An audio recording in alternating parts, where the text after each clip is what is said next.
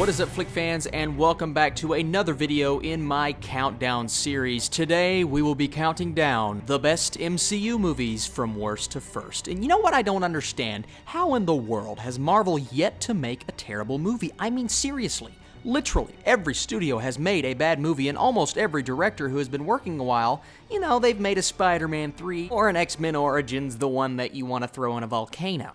Anyway, that is not to say that all of the MCU movies are good. Some are kind of weak. Not to the point that they're terrible, but they're closer than a simple fanboy living in his mother's basement would like.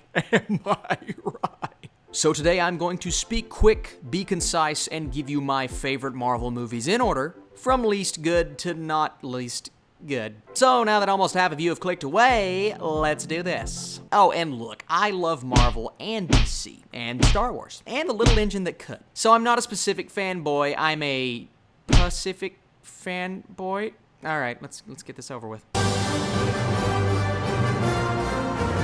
That's right, the one that most people have at the bottom is at the bottom for me. As you can tell, I like being different. No, look, Iron Man 2 is not boring. There is a lot of stuff to like in the movie, and the problem with it is, it tried so hard to cram so much into one movie and set it for the Avengers that it forgot to create a coherent storyline for itself. The villain is jumbled, the character development feels kind of forced, and although I did like Sam Rockwell as Justin Hammer, like I said, there's just things to like, not enough for me though.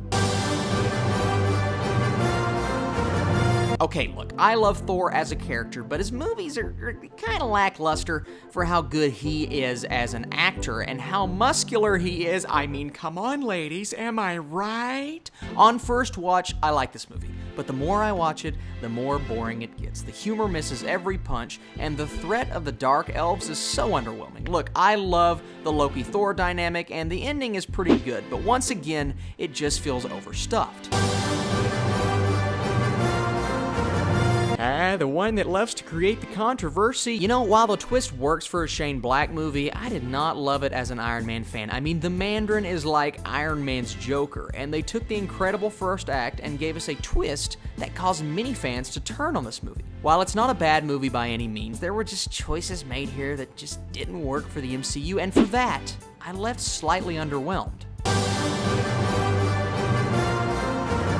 Hey, remember the movie that has this guy in it? Hey, what about this guy? He was in Civil War, which confirms that this is in fact canon, but everyone likes to forget that. Well, I sure didn't. And while the movie is slightly forgettable, there are things to love here. Norton gives a solid performance. So glad he got to follow it up in a bit. Aw, no, he's gone now. And the battle at the end is worth checking out. Abomination is still alive. It means something.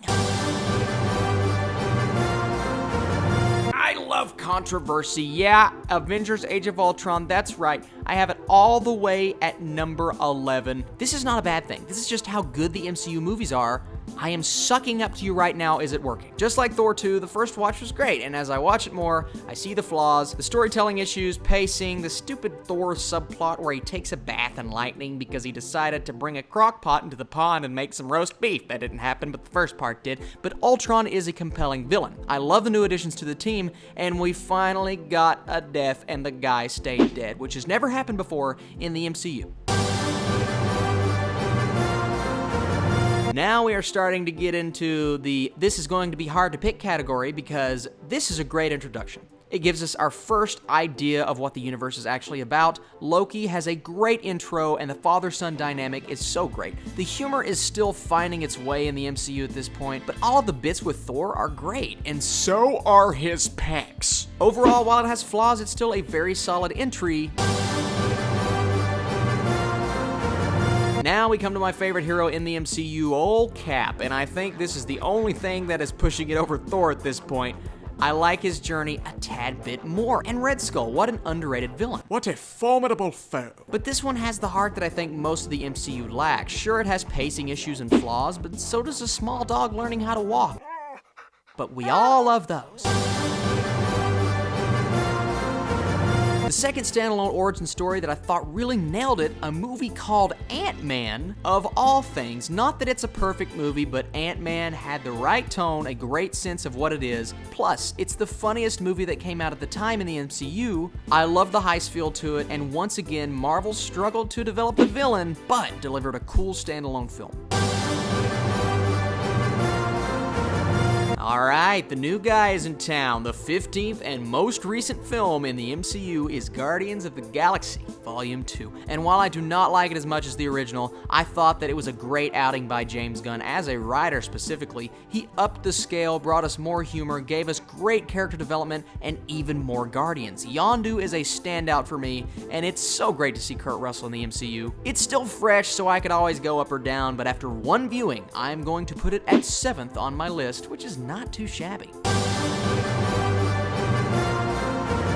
So I need a few more watches with this one, but I thought Inception was, I mean Doctor Strange. And just look at the guy, he is Stephen Strange. The movie was visually spectacular. It felt like Iron Man, but with a different spin, and gave us the coolest way to defeat a villain I have ever seen. I mean, look at that. Oh, spoiler alert, oops. The one that started it all and still holds the title of Best Origin Story in the MCU, Jon Favreau gave us something fresh, new, and most importantly fun. Robert Downey Jr. is Tony Stark and delivers a compelling performance here. Not too much to hate on with this movie except that this guy dies, and it's sad. Who remembers this guy? No one until I just said that. You people are heartless. Nah, just kidding, you're fine. The frickin' Guardians of the frickin' Galaxy, on the level of Star Wars for some. This is the space movie that people have dreamed about but didn't know that they really wanted. A small director creating an iconic story with obscure characters, and now look at how much money Volume 2 is making. It worked like a charm. It also gets better every single time that I watch it. All I needed was a better villain, and it would have been a 10 because Ronin sucked.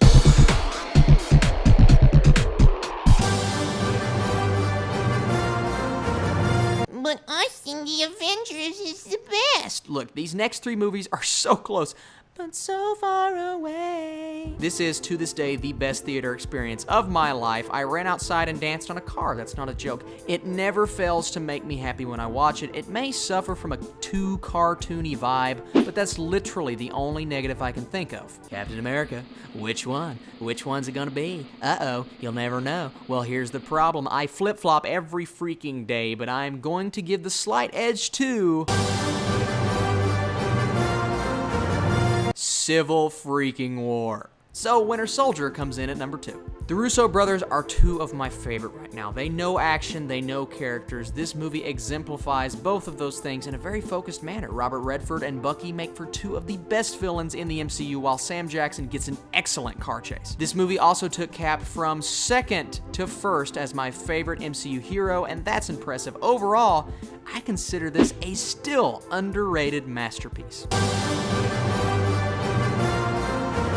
Bringing together all of our favorite heroes in a different way from the Avengers, this outdoes the Avengers because the colors, the cinematography, and the action just feels like a step up. It feels less comic booky and more grounded, and for some, that's a negative. That's why we make subjective lists. Am I right? Plus, they flawlessly introduced us to 2 brand new superheroes in Spider-Man and Black Panther while keeping the focus on Cap. And those are the reasons why Civil War is awesome. Sure, the villain's plan was convenient, but he successfully tore apart the Avengers from the inside. So that's it. That's my list, and this list will change as new movies come out. Be sure to follow me on all my stuff to stay updated on when Homecoming and Thor Ragnarok arrives. Or just follow me to my house to find out where I live. Any of those things will work. The reason I am doing this is because Guardians 2 has come out, so click on my channel to check out my review once again, or close your YouTube app and start eating some spaghetti. Can't do both. I will catch you guys later.